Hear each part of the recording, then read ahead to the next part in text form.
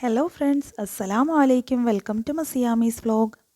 ഇന്ന് ഞാൻ ഷെയർ ആക്കുന്നത് ഒരു ബ്രേക്ക്ഫാസ്റ്റ് കോംബോയുടെ റെസിപ്പിയാണ്. നല്ല പഞ്ഞി പോലെ സോഫ്റ്റ് ആയിട്ടുള്ള ഇടിയപ്പവും നല്ല സ്വാദുള്ള എളുപ്പത്തിൽ ഉണ്ടാക്കാൻ പറ്റിയ ഒരു കടലക്കറിയുടെ റെസിപ്പിയാണ് കേട്ടോ ഷെയർ ആക്കുന്നത്. ഇടിയപ്പം നോർമലി ഉണ്ടാക്കുന്ന ഇടിയപ്പത്തിൽ നിന്നും വ്യത്യസ്തമായിട്ട് നല്ല സോഫ്റ്റായിട്ട് പെർഫെക്റ്റ് ആയിട്ട് ഉണ്ടാക്കിയെടുക്കുന്ന രീതിയാണ് ഞാൻ ഷെയർ ആക്കുന്നത്.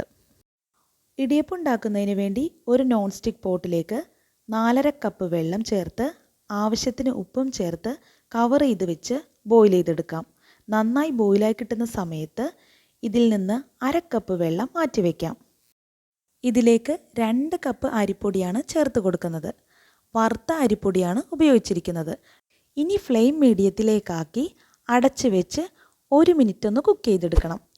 1 മിനിറ്റ് ആകുമ്പോൾ ഇത് ഓപ്പൺ ചെയ്ത് പതിയെ ഇളക്കി കൊടുക്കാൻ തുടങ്ങാം. ഈ സമയത്ത് ഫ്ലെയിം ലോയിലേക്കാക്കി വെക്കാൻ പ്രത്യേകം ശ്രദ്ധിക്കണം. 1-2 മിനിറ്റ് ആദ്യം തന്നെ അടച്ചു വെക്കുന്ന സമയത്ത് ഈ പൊടി ആവി തട്ടി നന്നായിട്ടൊന്ന് കുക്കാവുന്നുണ്ട്. അതുകൊണ്ട് തന്നെ ഇത് പെട്ടെന്ന് നമുക്ക് കുഴച്ചെടുക്കാൻ പറ്റും. നന്നായിട്ട് തന്നെ ഇത് മിക്സ് ചെയ്തെടുക്കാൻ പറ്റും. എപ്പോഴും പൊടി വാട്ടുന്ന സമയത്ത് ഇതുപോലെ ആദ്യം തന്നെ മിക്സ് ചെയ്തെടുക്കാതെ പൊടിയിട്ട ശേഷം ഫ്ലെയിം ഒന്ന് കുറച്ച് വെച്ച് അടച്ച് വെച്ച് 1-2 മിനിറ്റ് വയ്ക്കുക. എന്നിട്ട് നിങ്ങൾ മിക്സ് ചെയ്തെടുക്കുകയാണെന്നുണ്ടെങ്കിൽ പെട്ടെന്ന് തന്നെ പൊടി കുഴച്ചെടുക്കാൻ എളുപ്പമായിരിക്കും. ഇതുപോലെ നന്നായിട്ട് കുഴച്ചെടുക്കുക. ഇനി നമ്മൾ നേരത്തെ മാറ്റി വെച്ചിട്ടുള്ള 1/2 കപ്പ് വെള്ളത്തിൽ നിന്ന് പകുതി ആഡ് ചെയ്ത് കൊടുത്ത് ഒന്നുകൂടെ കുഴച്ചെടുക്കാം. ഇടിയപ്പം ആയതുകൊണ്ട് തന്നെ കുറച്ച് ലൂസ് കൺസിസ്റ്റൻസിയിൽ വേണം പൊടി കിട്ടാൻ. പത്തിരിയുടെ പൊടി പോലെ ടൈറ്റായിട്ട് പോകരുത്.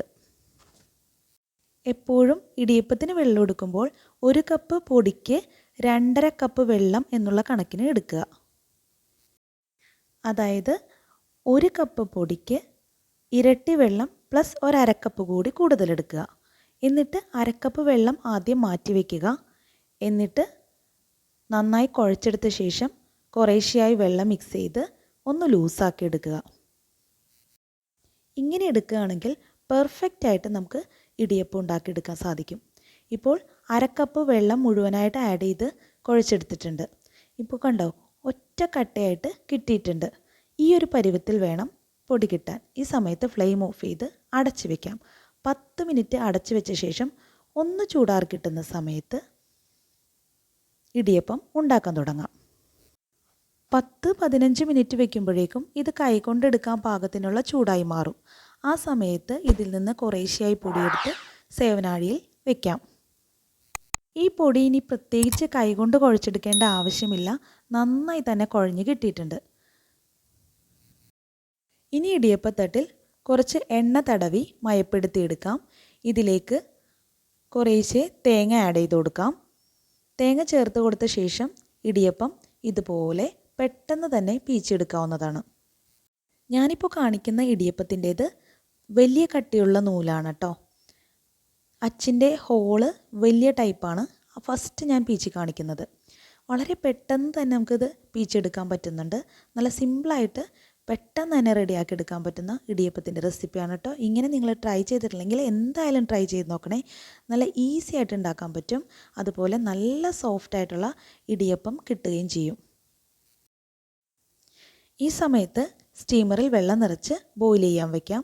നന്നായി ബോയിലായി വരുന്ന സമയത്ത് പീച്ച് വെച്ചിരിക്കുന്ന ഇടിയപ്പം സ്റ്റീമറിലേക്ക് ഇറക്കി വെച്ച് കൊടുക്കാം.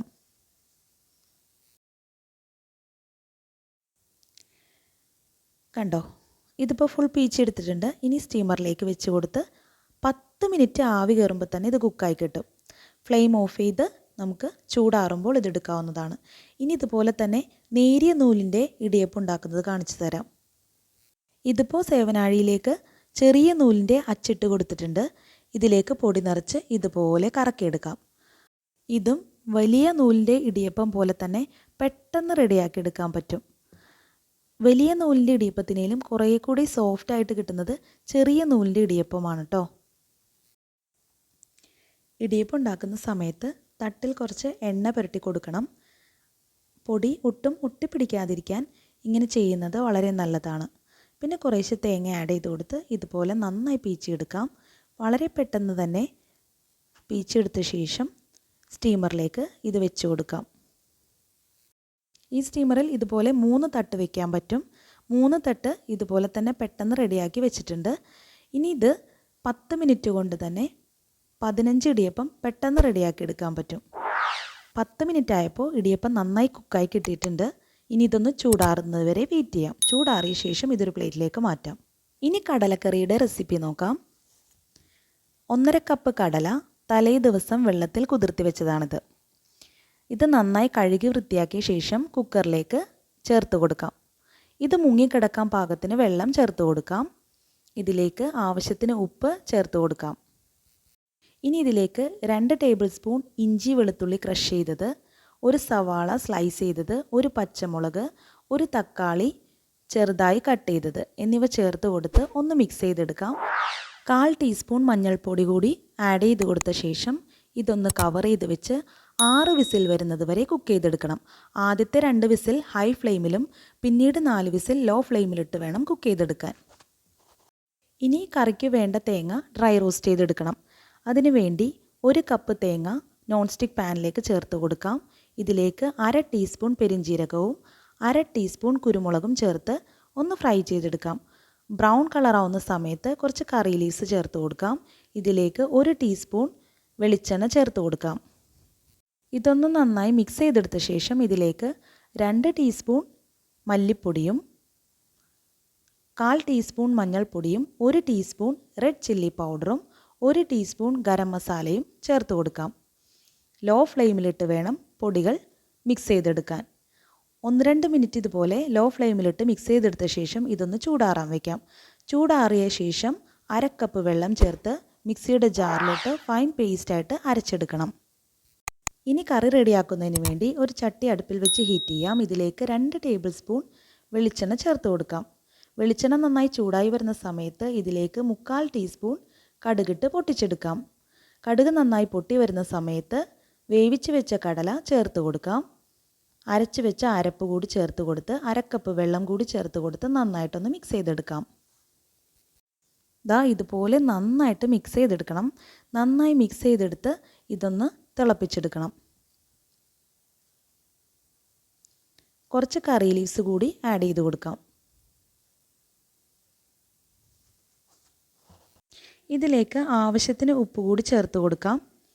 എന്നിട്ടിത് നന്നായി ഒന്ന് തിളപ്പിച്ചെടുക്കണം. ഹൈ ഫ്ലെയിമിലിട്ട് നന്നായി തിളക്കുമ്പോൾ ഫ്ലെയിം ലോയിലാക്കി 10-15 മിനിറ്റ് വരെ തിളപ്പിച്ചെടുക്കണം. ഇതുപോലെ നന്നായി ചാറ് കുറുകി വരണം. ഇപ്പോൾ നന്നായി കുറുകിയ കടലക്കറി റെഡി ആയിട്ടുണ്ട്. ഇനി ഫ്ലെയിം ഓഫ് ചെയ്യാം. അപ്പോൾ നമ്മുടെ പഞ്ഞി പോലെ സോഫ്റ്റ് ആയിട്ടുള്ള ഇടിയപ്പവും നല്ല സ്വാദുള്ള എളുപ്പത്തിൽ റെഡിയാക്കി എടുക്കാവുന്ന കടലക്കറിയും റെഡിയായി കിട്ടിയിട്ടുണ്ട്. ഇടിയപ്പത്തിൻ്റെയും കടലക്കറിയുടെ റെസിപ്പി നിങ്ങൾക്ക് ഇഷ്ടപ്പെട്ടുവെങ്കിൽ ലൈക്ക് ചെയ്യാനും നിങ്ങളുടെ വാല്യുബിൾ കമൻറ്റ്സ് അറിയിക്കാനും മറക്കരുത്. Thank you for watching.